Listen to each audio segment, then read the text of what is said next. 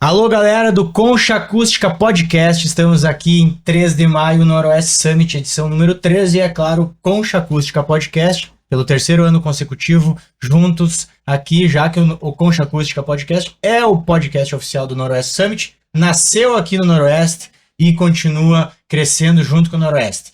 Nós vamos passar 2 dias inteiros gravando aqui, então, situando você que vai ouvir esse episódio, sabe-se lá quando, no Spotify, no YouTube. Nós estamos em 3 de maio e outubro de 2025, 2 e 3 no Noroeste Summit. Tô aqui com uma galera forte aí, já demos umas boas risadas nos bastidores. Pessoal da Via Certa, o Nicolas Tischler, Vando Schneider e o WW, Wagner, capricharam no nome do meu amigo aqui. Tá certinho. E nós estamos com o apoio da nossa parceira, que também está com o Concha desde o primeiro episódio, desde o primeiro ano, Cressol Cooperar, que acredita muito nas potencialidades, nos projetos da nossa região e por isso, é claro, está com o Concha Acústica Podcast. Nós que temos uma parceria muito grande lá com o pessoal da Cressol Conecta, da Alvane, o Anderson, a gurizada lá que sempre está conosco. Então, obrigado, Cressol Cooperar, por acreditar no Concha Acústica mais uma vez e tenho certeza que estaremos sempre juntos nessa caminhada. Galera da Via Certa, nós vamos conversar aqui um bate-papo bem legal para entregar um conteúdo de qualidade e queremos falar um pouquinho da história de vocês, do material, do trabalho de vocês. Sinta-se à vontade para bater um papo que o nosso ouvinte depois vai curtir, tá? Nicolas, para começar um pouquinho da história da empresa, ideia, como ela surgiu, como é que vocês seguiram no trabalho de vocês. A parte boa que eu falei pra vocês de ser o host é que tu faz a pergunta e vocês que lutem, né? Então, assim, pro nosso ouvinte saber como que vocês começaram e onde vocês estão hoje. Bora lá, Tocha. A Via Certa, então, é uma financeira especialista em microcrédito para pessoa física. A Via Certa tem uma história bem interessante. A nossa origem é dentro das lojas Quero Quero. As lojas Quero Quero, fundada em Santo Cristo, lá em 1967, se desenvolveu no varejo. Mas já no final dos anos 90, a Quero Quero começa a desenvolver outros ramos de negócio, né? Então, em 97, surge o cartão Quero Quero, que o pessoal da região noroeste aqui deve conhecer bem. Era aquele cartão que era utilizado nas lojas Quero Quero para adquirir produtos, mas era utilizado também em outros varejos, onde o cliente conseguia adquirir o produto mercantil das lojas usando o cartão Quero Quero. Então, lá nos anos 90, a Via Certa, então Quero Quero já demonstrava essa inovação, construindo uma operação de cartão private label no noroeste do nosso estado. Em 2001, então, é fundada a Quero Quero Financiadora, e depois, com a venda da Quero Quero para um grupo estrangeiro, a Quero Quero Financiadora permanece em posse dos antigos acionistas da Quero Quero e se torna a Via Certa Financiadora em 2012. E aí a gente constrói a nossa trajetória até a empresa que é hoje focada principalmente em microcrédito para pessoa física. Interessante. Explica um pouquinho melhor essa parte do modelo de negócio, a Via Certa e a tecnologia, que pelo que eu entendi caminham juntos desde o início. Como é que foi essa inserção desse modelo de negócio? Certo. Hoje, o nosso cliente final é a pessoa física, é a pessoa que está buscando um empréstimo ou está buscando uma forma de realizar algum desejo dela comprando algum produto em um varejo. Nós não atendemos diretamente o cliente final na maioria das vezes, a gente opera através de parceiros de negócio. Então, principalmente correspondentes bancários, que são aqueles escritórios focados na venda de produtos financeiros, consórcio, empréstimo, seguros, vendem o nosso produto atendendo diretamente a pessoa física que está buscando. E outro grande nicho de mercado que são nossos parceiros são os próprios varejistas, né? Então, nós temos varejistas parceiros que atuam tanto ofertando empréstimos no seu balcão, quanto ofertando o seu produto mercantil sendo financiado pela Via Certa. Então, você vai numa loja de varejo de móveis, eletrodomésticos, se ela é parceira da Via Certa, você tem a oportunidade de financiar a compra de um armário, de uma geladeira, de uma cama, com a Via Certa. Você consegue fazer esse financiamento desse produto mercantil. E em relação à tecnologia, a tecnologia sempre fez parte da Via Certa. Nunca o negócio aconteceu de uma forma onde o cliente nos acessava por um meio físico. Era sempre o cliente acessando o parceiro de negócio e o parceiro de negócio se comunicando com a Via Certa através da tecnologia. Sempre houve um sistema nesse meio para fazer essa comunicação. Mas vou deixar o Vando trazer um pouquinho mais aí de como a gente trabalha com a tecnologia no dia a dia e como ela nos ajudou a chegar aqui também, né? Bom, pessoal, a tecnologia para nós, ela sempre foi esse meio, né, de chegar, de poder fazer negócios, né? Então, imagine o cliente lá na ponta, né, num desses correspondentes que o Nicolas falou, e ele precisa, eu preciso coletar dados dele, eu preciso entender qual a necessidade dele, ele precisa pagar uma conta, ele quer comprar um produto, né? Então tem uma série de questões e eu preciso entregar essa interface, né? O que o vendedor da loja, esse parceiro meu, vai utilizar, como ele vai me passar essas informações, porque o nosso negócio, embora a gente esteja aqui na região noroeste, né?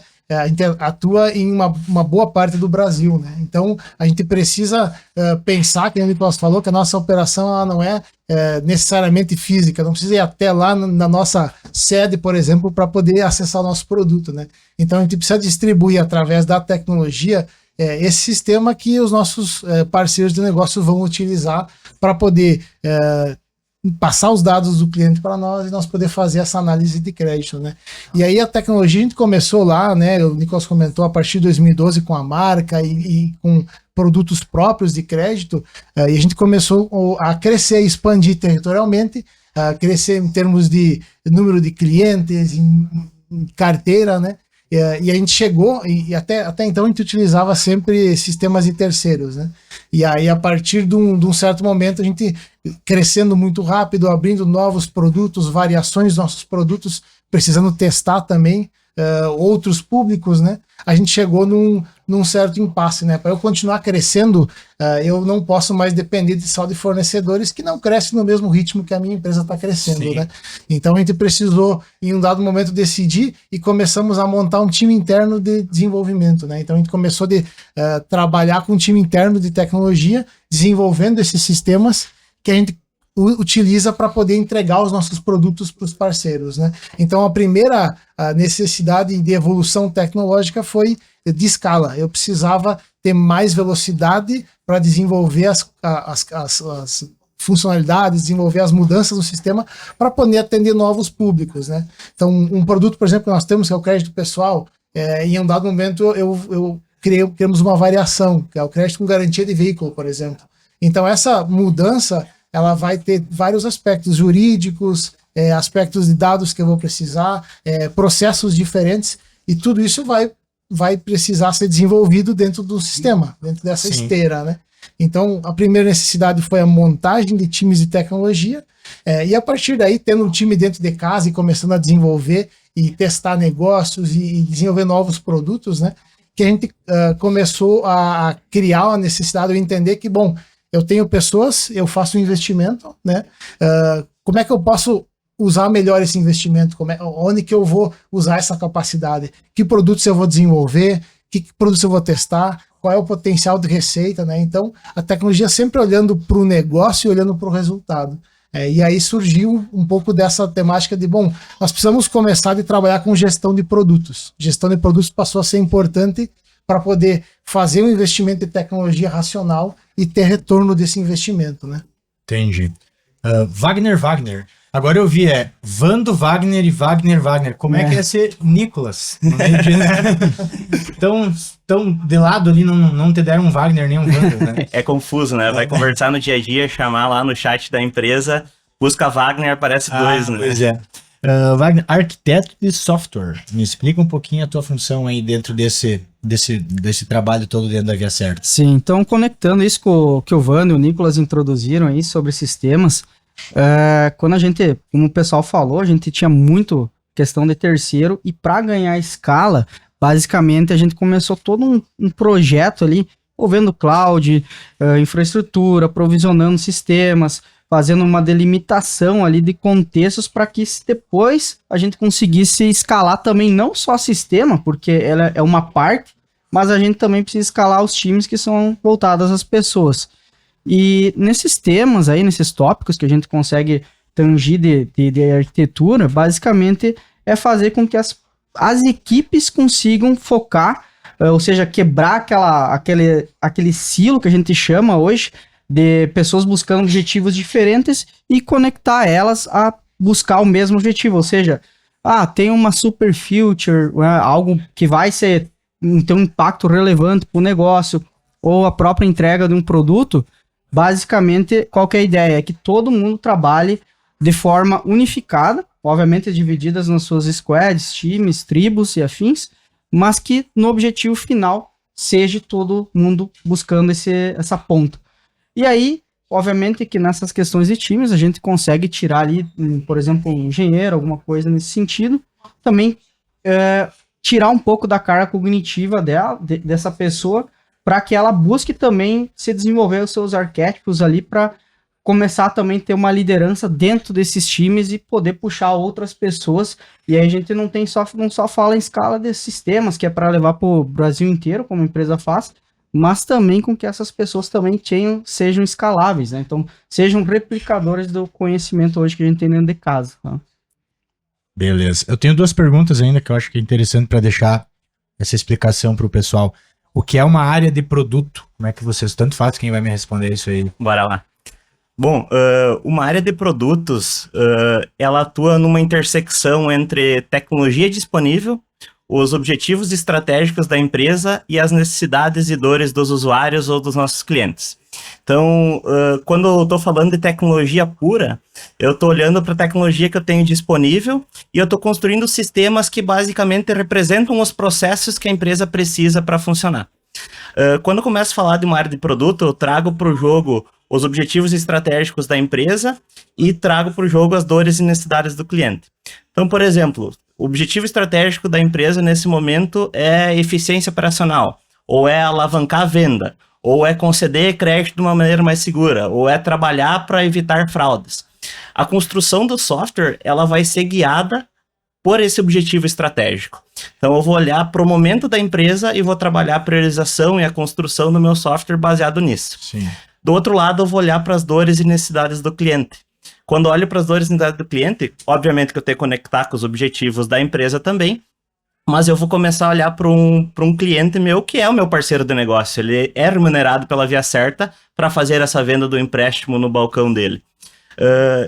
Eu vou começar a trabalhar o software não só para representar o processo de eu preciso desses dados, eu vou dizer sim ou não para conceder crédito para esse cliente que tu tá enviando os dados e tu vai efetivar a venda no teu balcão e o cliente vai assinar o contrato. Eu vou começar a trabalhar. Pô, tu quer vender para mim? Eu vou te ajudar a vender para mim. E aí eu vou buscar alavancas através dos sistemas que ajudem esse cara a vender mais. E aí eu vou entrar em construir funcionalidades que apoiem ele para fazer um acionamento de cliente, para atender melhor o cliente. No momento que ele estiver fazendo o cadastro dos dados do cliente, eu vou ter um olhar com muito carinho para a experiência que esse cara está tendo ao interagir com a nossa plataforma. Então, muito foco na experiência do usuário. Quando eu olho para o objetivo estratégico da empresa, geralmente a gente olha para construir algo para atender uma necessidade, atingir esse objetivo, e a gente vai muito direto para como eu vou fazer isso? E aí tu pensa numa funcionalidade. Mas não é o caminho ideal. Pô, eu tenho uma hipótese. Aí eu vou trazer conceitos de MVP, por exemplo, que é o mínimo viável. Vou construir uma solução que seja o mínimo viável para eu testar com o meu parceiro de negócio, com o meu cliente final, e vou trabalhar ela nesse formato do mínimo viável e com dados analisar se aquela solução atendeu a necessidade. Atendeu a necessidade, resolveu uma dor do cliente, ou me ajudou a atingir um objetivo estratégico, aí eu parto para escalar essa solução. Aí eu vou crescer ela, vou trazer mais robustez e evoluir ela conforme o feedback dos usuários. Então a área de produto ela atua justamente nessa intersecção. Tecnologia disponível, que é a parte de sistemas, a parte dos objetivos estratégicos da empresa, que vai guiar a minha priorização do que eu vou construir nas nossas plataformas, e por último, as necessidades e dores que o meu cliente tem, seja o meu parceiro de negócio, ou seja o meu cliente final que está buscando um empréstimo, está buscando um financiamento, né? Essa já respondeu a minha segunda pergunta, é como usar os dados de uma maneira inteligente para conceder um crédito, né? Sobre dados existem 2 camadas. Eu acho que essa camada de analisar os dados sobre algo que foi lançado, sobre como o cliente está interagindo com a plataforma, é uma parte, mas talvez seja a parte mais superficial, né? A Via Certa já tem aí mais de 5 mil pontos de vendas parceiros, e já atendeu mais de 560 mil clientes, pessoas físicas, CPFs únicos. E aí uma infinidade, milhões já de contratos, milhões de parcelas desses contratos, né? Isso nos traz aí uma base de dados gigantesca para poder ser estudado e entender o comportamento do cliente com base no empréstimo que ele contratou, em que momento ele contrata, qual que é o comportamento de pagamento dele, se o cliente costuma atrasar, esse determinado perfil de cliente é um perfil mais inadimplente ou mais adimplente. Sim. E tudo isso construiu uma base de dados gigantesca que nos permite fazer essa análise. E aí, quando se fala de concessão de crédito, todo mundo deve conhecer o score de crédito, acompanha seu score lá nos birôs de crédito, Serasa, SPC e assim por diante. É uma forma que o mercado pontua a tua capacidade de pagamento, o quão adimplente você é. A Viacerta usa esses dados de mercado, mas ela usa também os seus dados internos. Então, ela consegue identificar que um determinado público, no contexto de negócio da Viacerta, paga ou não paga. E isso nos ajuda a conceder crédito de uma maneira mais inteligente Vai também. qualificar esse perfil que vocês estão analisando com uma informação mais completa, né? Exatamente. Não só de uma fonte, né? Isso, e isso nos ajuda a guiar tanto a ofertar ou não ofertar crédito, porque a gente sim busca atender o máximo de clientes possível, mas a gente precisa ofertar crédito para aqueles clientes que nos paguem, né? E também a relação venda e inadimplência, ela é não. fundamental, né? É diferente da venda de um produto que tu vende à vista, né? Tu Exatamente, empresta dinheiro e precisa receber ele de volta. Para Né? poder emprestar de novo. Exatamente. E nos ajuda também a guiar a oferta que a gente faz, né? Então, um cliente que tem um melhor perfil no mercado, está dentro de um perfil que performa bem em relação ao pagamento para a Viacerta, ele tem acesso a taxas melhores, mais baixas do que clientes que têm um perfil que não paga também. Então, com base nos dados, a gente consegue fazer todo esse trabalho internamente na Viacerta, né? Muito interessante. Eu acho que a gente conseguiu explicar de uma forma bem clara e objetiva a missão de vocês dentro da empresa, né? Como que foi criada. Interessante, eu não sabia que tinha vindo das lojas Quero, então vem de uma bandeira já muito boa e estão fazendo uma construção muito sólida, dando uma segurança também para o cliente. Então, você é vender de forma inteligente e segura também, né? Dando segurança para os próprios clientes e parceiros. Acredito que cumprimos nossa missão na nossa conversa aqui. Quero agradecer vocês. Eu quero agradecer também a Virtual Telecom, a Sera Odontologia Estética, Soares & Co Contabilidade e a Coacoba, também parceiros do Concha Acústica, que estão conosco em toda a temporada 2025 e 2026. E agradecer a Viacerta pela parceria também, que está aqui no Noroeste Summit aproveitando esse evento. E o Concha é o palco que o pessoal vem depois de descer do palco do Noroeste Summit. E os parceiros também, a gente faz questão que passe por aqui. Então, agradecer a presença de vocês, Nicolas, Vando, Wagner. Isso aí. E sintam-se em casa sempre no Concha Acústica, acompanhem nosso conteúdo, tá? E acredito que cumprimos a missão de trazer conteúdo de qualidade para o pessoal do Concha Acústica mais uma vez. Obrigado. Obrigado pela oportunidade, Tocha. Obrigado aí. Obrigado. Muito obrigado. Esse foi mais um episódio do Concha Acústica Podcast, diretamente de 3 de maio, Noroeste Summit 2025. Até mais!